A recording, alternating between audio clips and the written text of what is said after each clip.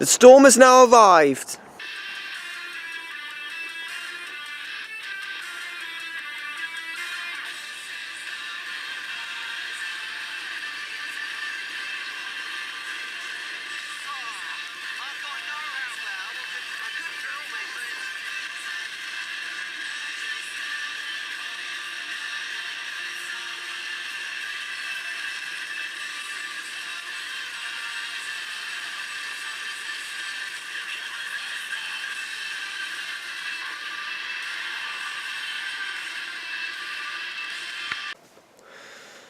Hey guys, it's StrongBoy13. Long day it's been for me. Tonight, well, because it's night time outside, but it doesn't matter. I came up with another request. I'm not going to do all of them, but it's just the way I feel like it. Data filming today is Wednesday, the 18th of January 2017. Today's extreme UK weather event that I'm going to talk about is the 2000 floods, which I think it's a good one. It happened in the autumn months. I think it was September and October, which would I think that's why I haven't checked much, but I know it was definitely those 2 months I think that had the worst of the floods. So I'm gonna show you a few websites. Obviously, I will credit you for that. And a couple of videos to show you. I can't show you really long ones because it just takes all the time. So I don't want to make exceptionally long videos, but I want to show you quite a bit of stuff to tell you about the 2000 floods that hit our country 17 years ago, nearly 17 years ago. So let's begin. So this is from the Met Office, and they're usually correct. And obviously, guys, team work at the Met Office. I owe nothing to them, but I'll put a link on the description. Yeah, and I'll show you what I mean. But yes, I'm going to put all the website links in the description, each one, so I'm being fair to all of it. So the wet autumn of 2000, turn of the new century. So, you know, the autumn of 2000, September to November, was the wettest on record across England, Wales, and Northern Ireland, as well as over the UK as a whole. In series from 1914. Over Scotland's the 9th wettest autumn in the series from 1914, so it wasn't record breaking, but still quite wet. There was an England and Wales rainfall series of 1766, and the Valley autumn 2000 is the highest in the series of So the wet weather brought widespread flooding to England and Wales as rivers rose to record levels and burst their banks. The worst flooding was around in mid-October, and then from late October into early November. The disruption was compounded by some very strong winds at the end of October, damaging buildings, trees and power lines, and cutting road and rail links. So what were the impacts? Well, you know the flooding that occurred across much of England and Wales in the autumn and early winter of 2000 was the most extensive since the snowmelt generated floods of March 1947. In all, 10,000 homes and businesses were flooded at 700 locations. The peak flows on 5 major rivers, the Thames, Trent, Severn, Wharfe and Dee, were the highest for 60 years, and the River Ouse in Yorkshire reached its highest level since the 1600s. Many river catchments were subjected to multiple flood events, especially in southeast England. 2 areas were particularly hard hit. In mid-October, large areas of Kent and Sussex were left underwater as rivers such as the Ouse at Lewes, East Sussex, the Irk at Uckfield, East Sussex and the Medway at Tonbridge, Kent, burst their banks. Hundreds of homes and businesses were flooded to a depth of several feet. Floodwater and landslips closed roads, and rail travellers faced widespread delays and cancellations. By early November, it was the turn of Yorkshire, with flood warnings on the Ouse and its tributaries, sorry if I pronounced it wrong, such as the Derwent and Eye. On the 4th, the River Ouse in York was 5.3 metres above its normal summer level, and associated flooding there was reported as the worst in 400 years of records. Some 5,000 properties were affected. Around this time, there were similar scenes along the Severn, where water levels of Shrewsbury and Worcester were the highest since 1947. So let's go through the rainfall 2000, the rainfall amount, the actual value. Right, in our region, right, believe it or not, in the East Midlands, in the middle area here, around here, we're actually around 200 to 400 millimetres of rain, which is actually below average. The average is 400 to 600. I think so. I don't know. Or maybe, so this is the rainfall amount. Oh, maybe this is the average rainfall. Ah, okay, now we're getting there. To be honest, we usually get about near 100 millimeters each month. So actually that is right. But what? I'm confused. But anyways, if you look through how much rainfall we've had in our region, look at that. Only the west of Scotland were near round average to below average rainfall, but the rest, pretty much all of the country, everywhere was wet. I mean, unfortunately, our region had some well above average rainfall totals. Like you said, the River Trent in Nottingham, nearly 200% of average rainfall has fell in around 3 months.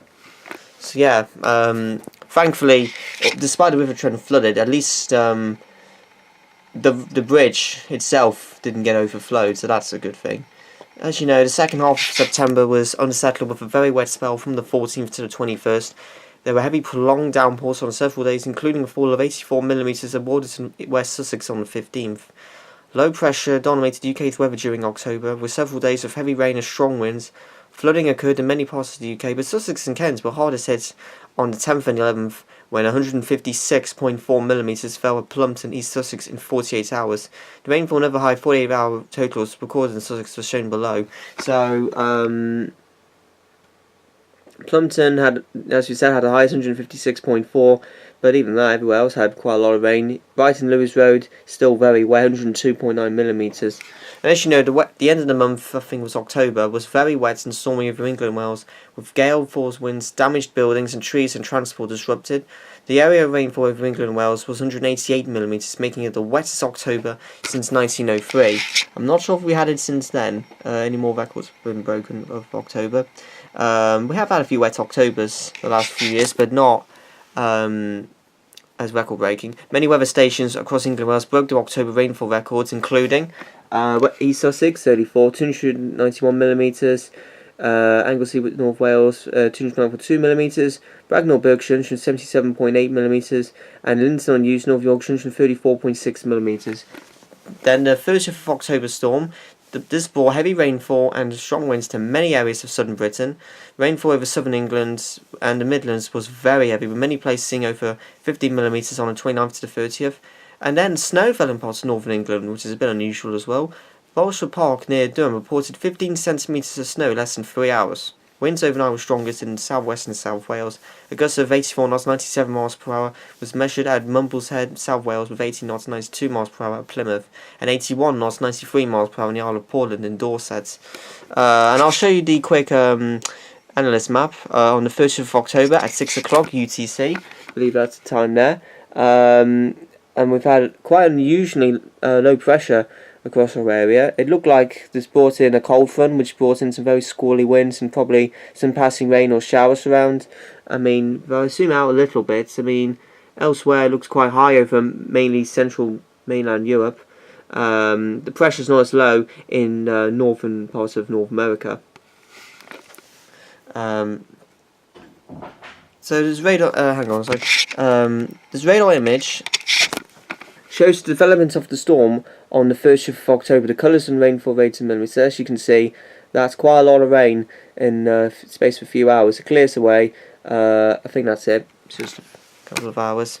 The unsettled weather. The unsettled weather continued into November, making it a very wet month, with 2 to 3 times normal rainfall over a wide area. Among the wettest days were the second, when 40 millimetres fell over Yorkshire, and the fifth was with 60 to 80 millimetres locally in Sussex and North East Wales, with 175 millimetres over England and Wales. It was the wettest November since 1951. But November 2009 was somewhat wetter, 197 millimetres.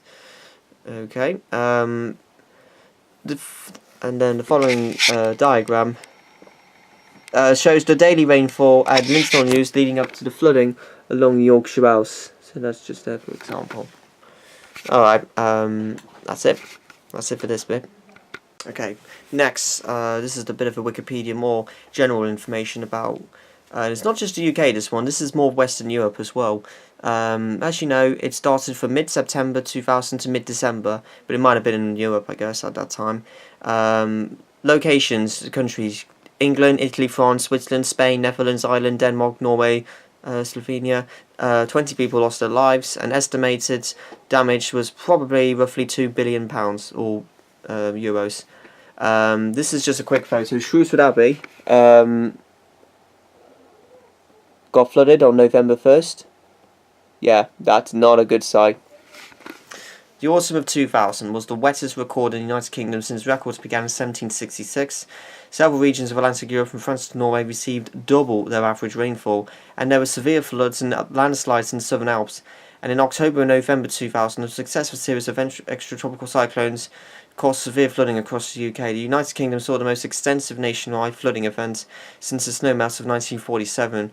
Prior to 1947, three similar events occurred in the second half of the 19th century, where prolonged rainfall led to widespread flooding throughout England in the month of November, namely 1894, 1875 and 1852.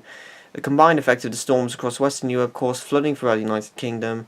Two storm events, Nicole and Ontario, 28th November to 3rd of, I think it meant to say December, and the storm of 4th November, or maybe I should have said October, resulted in continuous flooding. 10,000 homes were flooded in 700 locations. The peak flows from the rivers Thames, Trent, Severn, Wharfe and Dee, as I said, were the highest in 60 years. The river out in Yorkshire reached the highest level since the 17th century. United Kingdom, a series of severe floods affected large parts of the country in the autumn of 2000. The worst affected areas were Kent and Sussex during October, and Shropshire, Worcestershire and Yorkshire in November. The autumn of 2000 was the wettest on record, as we know, in England and Wales, and precipitation record, with several major rainfall events causing flooding in different parts of the country during October and November. England and Wales had an average of 503mm of rain from September to November, exceeding the previous record by almost 50mm, 2 inches. So meteorologically speaking, a succession of slow-moving low-pressure systems across the UK during autumn 2000, associated with the jet stream being the more southerly positioned than average. The flooding in Kent and Sussex resulted from a succession of thunderstorms passing along a near stationary front. Much of the rock in this area is impenetrable, and there have already been significant rainfall in the southeast, allowing for increased surface flow and river levels. Several fronts passed over central North England in the following weeks, causing flooding in Shropshire, Worcestershire and Yorkshire. And the prelude, the rainfall for this period in the 3 preceding years had been above the 1961 to 1990 average. The previous spring was unsettled, with April and May particularly wet, which increased the aquifer recharge season. Heavy rain was also seen in June, leading to high river levels and some flooding in Yorkshire. And I think maybe July and August were probably near average, I guess. September 2000, by the time we got to autumn, was generally unsettled, with wet periods between 14 to 19. I think that's the 14th, 19th September. The result of some flooding, as I said, 15th September around Portsmouth and South Sea, as a pumping station at Eastney failed after 58mm, 2.3 inches of rain fell in 4.5 hours, being the heaviest rain since 1986 in the area. Total rainfall was measured at 65mm average, making this a 108-year storm event. Storms affected Flanders and Belgium 15th September, with tornadoes reported in the municipalities of Salm, Antwerp and Upper. Flooding affected the regions of Gent and Katwijk. Don't read some European cities. 24 out of 27 UK metropolitan regions, except northern Scotland, received higher than normal rainfall during the month, making this the wettest September since 1981. The next Hurricane Isaac, now we didn't have storm names around that time, in fact it only started back 2015. As you know, ex-Hurricane Isaac crossed the Atlantic with the ice still visible on the 2nd of October, and then it lashed the west of British Isles with near gale force winds the following day, before merging with extratropical low on the 4th of October north of Scotland. Early October 2000 easily brought more than a monthly average rainfall in the first 10 days to the southeast of England. Then it didn't get any better. Then we had ex-tropical storm Leslie, which was the 9th to the 14th of October, and then a complex of low pressures named Hadram and Emuk by FU Berlin formed from the remains of tropical storm Leslie. This formed at 30 degrees north, 76 degrees west on the 5th of October, swept westwards and merged with the fronts on the 7th, and then re-intensified to become a storm south of Great Britain, with winds of 40 to 50 knots reported in the Bay of Biscay, an area of consecutive storms stored over Sussex and Kent. So on the 9th, 2 complex low-pressure systems brought more fronts and 25-40mm of rain over Sussex. The 10th, a low developed over Scotland, with gales and heavy showers over Sussex, bringing 10 to 15mm of rain, but because of the recent rainfall, the flooding, that's not helped. 11th, the low over Scotland became stuck with a new low arriving over central England, producing gales over the whole UK and 15 to 30mm of rain over Sussex. On the 12th, the low drew moist air from the Bay of Biscay over southern England, where a line of heavy localised thundery showers formed. They tracked northwest over Sussex, bringing in 150mm of rain over Knights Uckfield. Only 5 to 10mm fell in some other areas. The areas were affected: Kent, homes in Wilding and Maidstone were flooded. However, there have been fears that a high tide might lead to the River Medway bursting its banks. This threat passed, preventing much more widespread damage. Evacuations took place in some villages in the country. Sussex was affected as well. As I said, on the 12th of October, many roads were flooded across both West and East Sussex, including the A21 and the A22. A lifeboat crew rescued 20 people trapped in a supermarket in Uckfield, and others were rescued by helicopter. Shropshire was affected. Shrewsbury Iron Bridge and Bridgenorth flooded as 7 breached its banks and reached its highest levels in 53 years. Worcestershire was one of them as well. The Severn breached its banks as well in many parts of the country, including Budleigh, Worcester, and Upton upon Severn. In Worcester, the Severn peaked on the 3rd of November at its highest level in 53 years. The river remained in flood for several days, however, the main road bridge in the city was closed. Floods were flooded in Douglas, as well as many businesses on the city's waterfront and the cricket ground. In Budleigh, the floods led to renewed calls for flood defences in the town. These were completed in 2006, has since reduced the impact of flooding on the town. And Yorkshire, finally. Flooding affected York during the summer and autumn 2000 as the River Ouse reached its highest level since records began. The floods cost City Council in excess of £1 million, and 40 people had to be moved from their homes. The floods were the worst in almost 400 years. More than 300 homes were flooded, and the army were called in to help with flood relief efforts. As you know, attributing flood risk to climate change, in 2011, a team of climate scientists from the University of Oxford, the Met Office, ETH Zurich, the National Institute of Environmental Studies in Japan, and Risk Management Solutions published an article on the role of man-made greenhouse gas emissions in the autumn 2000 floods in the UK. The risk of major flooding, as you know, occurred during October and November 2000, was estimated to have increased due to anti-planetary greenhouse gas emissions. The team used thousands of model simulations run on the personal computers of members of the public throughout the climate prediction.net project. I'm not sure if it's up or not. Warm sea surface temperatures in the English Channel, Norway, of course, that's an adding ingredient, along with abundantly warm North Atlantic, added moisture and energy to weather systems as they crossed the UK.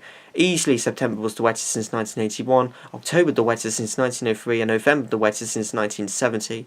And obviously, overall, the autumn 2000 we know was the wettest since 1872, and more rain fell in September, October, November than in any other 3-month period since rainfall records began in 1727. Pretty much hard to get a dry day, hard pressed to get a dry day from at that time.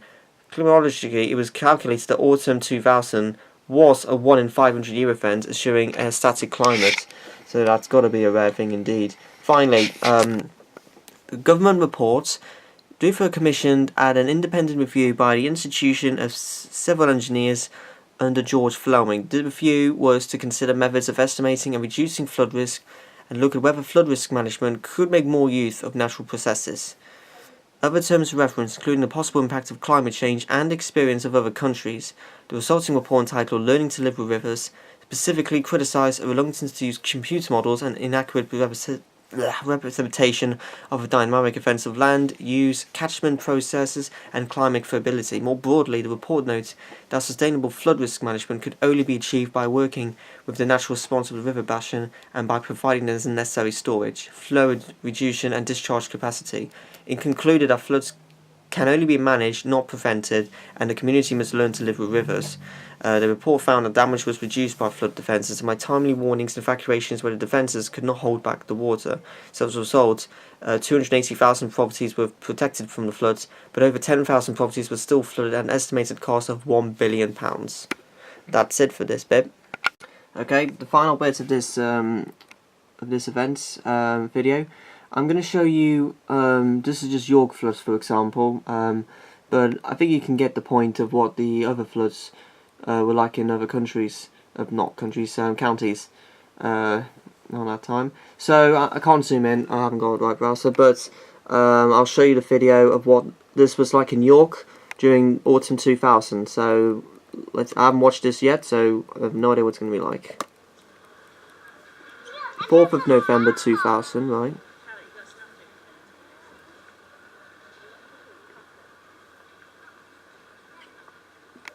Day looks decent. I don't see any floods anywhere. Hope I haven't clicked on the wrong video.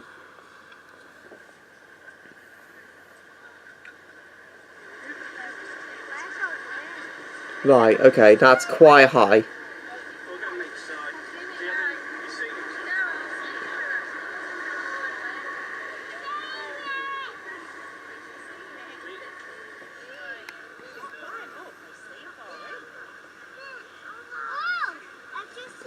Oh, okay. Now we're getting to the serious bit.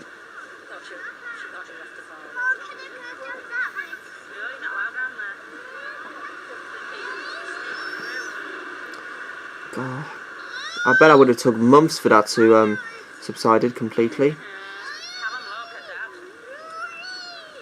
Even the kids are quite shocked by the Mother Nature that brought it itself. Right, okay, you can see clearly, yeah, part of the road is completely flooded. There's no way you can get across that. This must have been just days or, if not, possibly hours after heavy rains, or, yeah. One's quite close, but...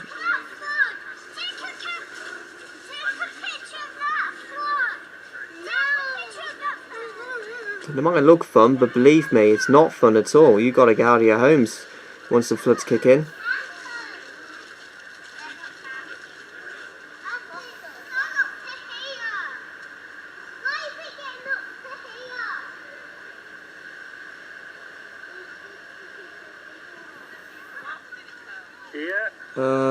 What's this? Wow, that's, yeah, alright, that's big.